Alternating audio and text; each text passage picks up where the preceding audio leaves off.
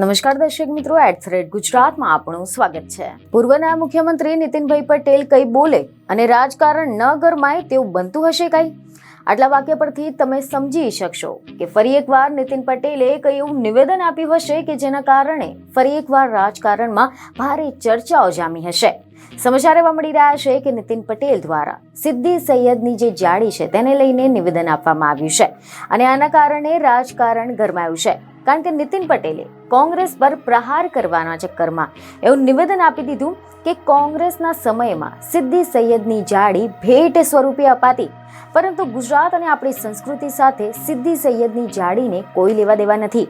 હવે જો આપણે આના વિશે ડિટેલમાં વાત કરીએ તો સમાચાર એવા મળી રહ્યા છે કે પૂર્વના મુખ્યમંત્રી નીતિનભાઈ પટેલ જ્યારે મહેસાણાના કડી ખાતે 72 કડવા પાટીદાર ચુમાર સમાજના સમૂહ લગ્નનો કાર્યક્રમ યોજાયો ત્યારે તેઓ પણ ત્યાં આવી પહોંચ્યા હતા। કોંગ્રેસની સરકારો હતી એટલે મારે કેવું ના જોઈએ, બહારથી મહેમાનો આવે ત્યારે શું ભેટ આપતા હતા? સિદ્દી સૈયદની જાળી।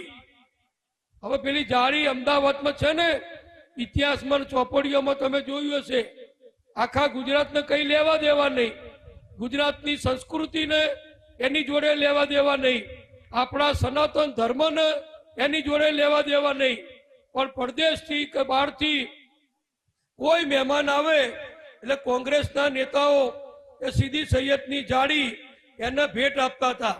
હવે એ બધું બદલાઈ ગયું।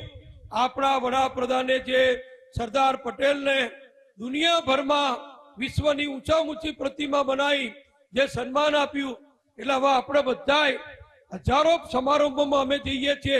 હું હોઉં કે ગોરધનભાઈ હોય કે બીજા મહેમાનો હોય કે મુખ્યમંત્રી ભૂપેન્દ્રભાઈ હોય, બધાને સ્ટેચ્યુ ઓફ યુનિટી સરદાર વલ્લભભાઈની પ્રતિમા બધા ભેટ આપે છે।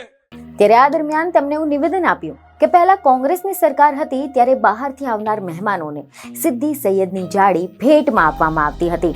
હવે પેલી જાળી જે અમદાવાદમાં છે ને, ઇતિહાસમાં અને ચોપડામાં તમે જોયું હશે કે આખા ગુજરાતને કઈ જ લેવા દેવા નથી, ગુજરાતની સંસ્કૃતિને એની જોડે કોઈ લેવા દેવા નથી, આપણા સનાતન ધર્મને એની સાથે કોઈ લેવા દેવા નથી, પરંતુ પરદેશથી કે બહારથી કોઈ મહેમાન આવે એટલે કોંગ્રેસના નેતાઓ સિદ્દી સૈયદની જાળી ભેટમાં આપતા હતા અને હવે આ બધું જ બંધ થઈ ગયું છે। આપણા વડાપ્રધાને જે સરદાર પટેલને દુનિયાભરમાં વિશ્વના ઊંચામાં ઊંચી પ્રતિમા બનાવીને જે સન્માન અપાવ્યું છે, એટલે હવે આપણે બધાએ હજારો સમારોહમાં જઈએ છીએ, હું હોય કે ગોરધનભાઈ હોય કે પછી કોઈ પણ મહેમાન હોય, મુખ્યમંત્રી ભૂપેન્દ્રભાઈ પટેલ પણ કેમ ન હોય, બધાને સ્ટેચ્યુ ઓફ યુનિટી સરદાર વલ્લભભાઈની પ્રતિમા બધા ભેટ આપે છે। અમને ગૌરવ થાય છે કે એ પ્રતિમા ખાલી દેખાવ પૂરતી નથી, એમાંથી શીખવાનું છે કે આપણા સમાજની એકતા રાખવાની છે, ગુજરાતનું સંગઠન કરવાનું છે। નરેન્દ્રભાઈનું જે સૂત્ર છે, સૌનો સાથ, સૌનો વિકાસ, સૌનો વિશ્વાસ અને સૌના પ્રયાસ, એ આપણે બધાએ સાથે થઈને પુરવાર કરવાનું છે। બીજને ખબરો સાથે ફરી મળીશું। ધન્યવાદ।